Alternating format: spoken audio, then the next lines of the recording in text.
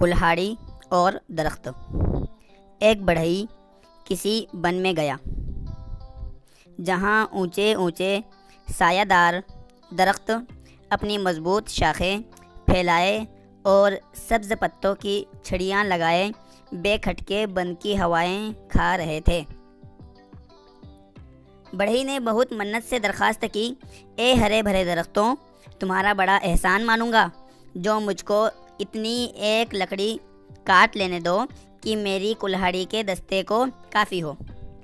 ان احمقوں نے مارے غرور کے آگا پیچھا کچھ نہ سوچا فوراً اجازت دے دی۔ بڑھئی نے اس بات کو غنیمت جانا اور ایک چھوٹی سی شاخ تراش کر دستہ تیار کر لیا۔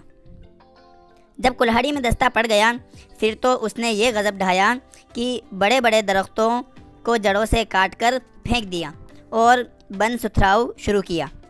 اس مصیبت کے خوف سے سارے بن میں کھلبلی مچ گئی۔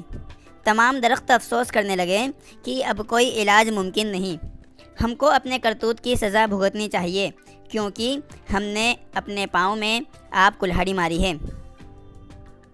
قطعہ: پیش آئے جو مصیبت پڑتی ہے سو بھگتنی، ہوتی ہے یوں تسلی مرضی یہی تھی رب کی، پر اپنے کو تکوں سے آتی ہے جو مصیبت، ہوتی ہے ساتھ اس کے شرمندگی غضب کی۔ دوستو آج کے لیے صرف اتنا ہی، انشاءاللہ ملتے ہیں نیکسٹ ویڈیو میں۔